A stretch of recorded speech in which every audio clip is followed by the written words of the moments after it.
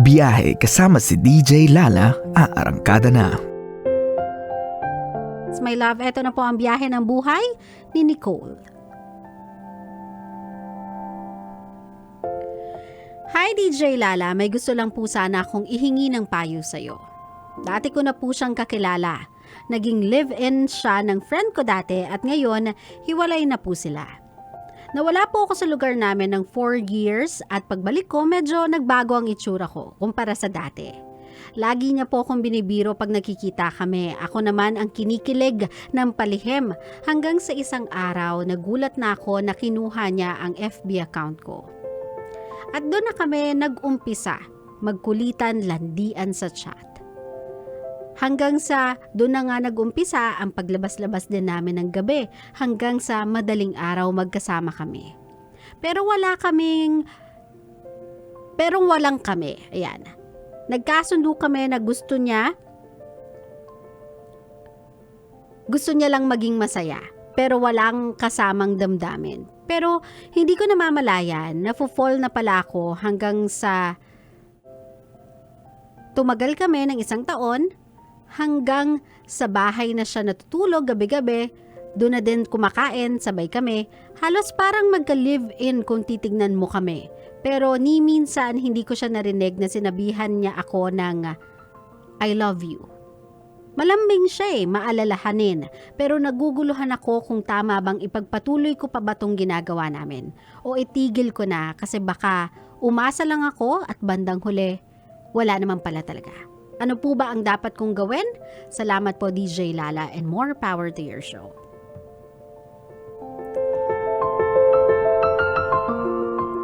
Ito na nga yung sinasabi natin na risk whenever na nakikipagrelasyon kayo ng walang label.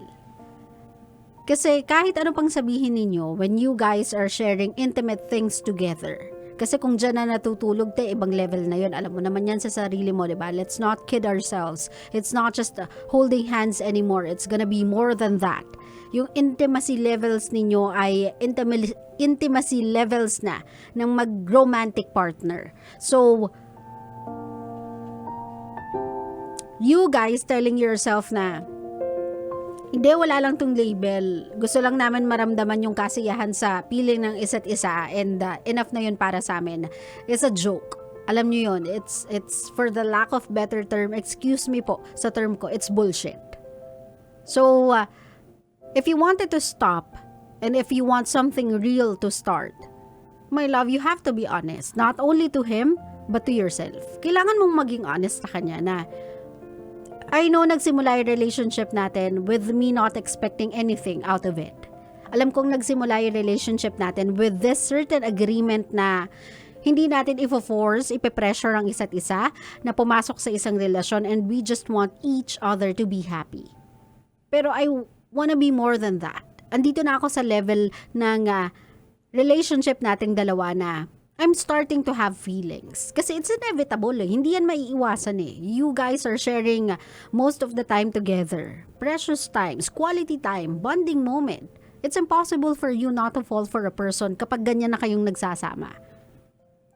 Plus, it's not as if nagsama lang kayo out of thin air. No, meron kasing attraction from the beginning . And para sa ating mga babae, that is where everything begins. O diba? Yung attraction na yan. Nagsusnowball yan into something big and you know na ang babae is not capable of compartmentalizing our feelings. Lagi tayo nagkakaroon ng emosyon in between, my love. It's impossible for us to do that. Kumbaga, ate, in short, ang nagbe-benefit lang sa relationship na yan ay obviously si guy. Kasi wala siyang kailangan gawin sa'yo . Wala siyang responsibilidad or anything sa'yo. Kasi umagri ka sa isang relationship na walang commitment. In other terms, ate, lugi ka. So, again, if you want that kind of situation to stop and a real one to start, you have to be honest.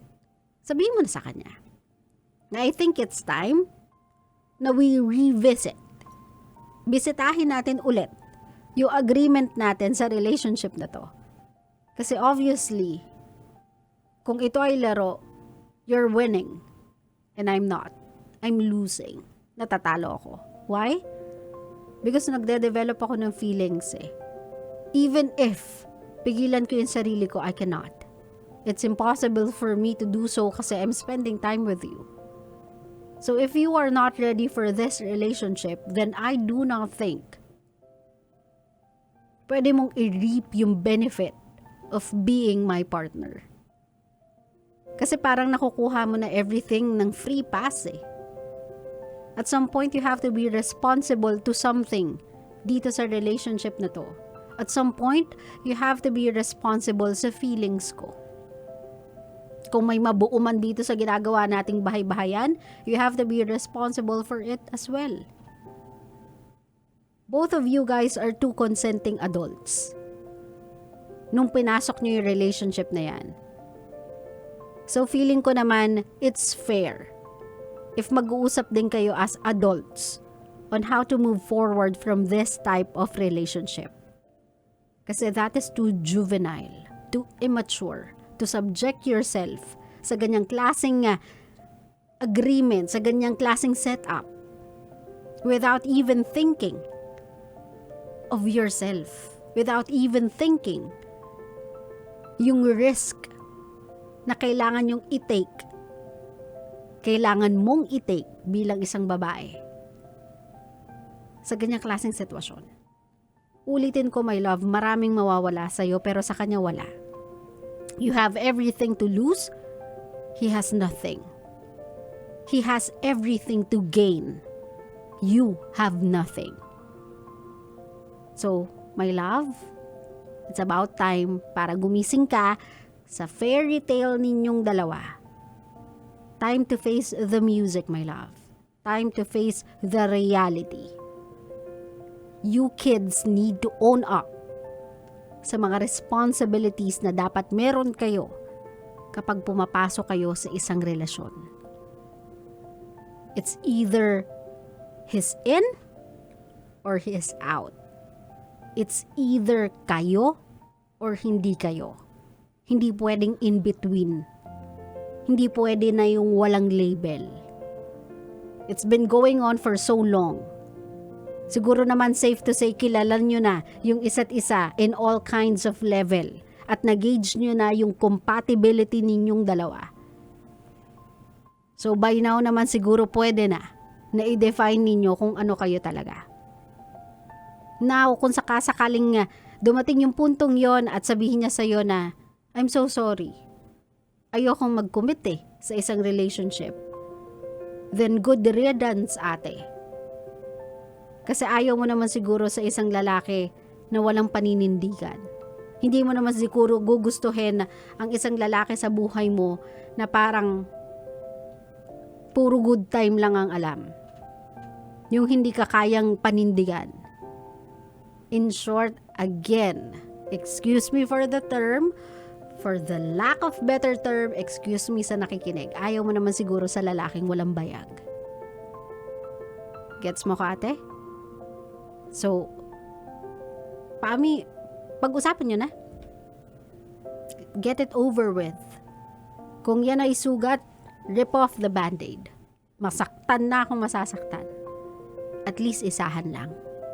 Hindi yung tinotorment mo yung sarili mo thinking kung may karapatan ka bang magselos, kung may karapatan ka bang mag-demand, kung may karapatan ka bang magsabi sa kanya na I wanna meet your parents, gusto kong mag-celebrate tayo ng anniversary, ilang taon na nga ulit tayo, bigyan mo ng karapatan yung sarili mo. You deserve that label. Don't ever think and treat yourself any less than that. Gusto mong makaranas ng tratuhin ka ng isang tao bilang isang special na tao?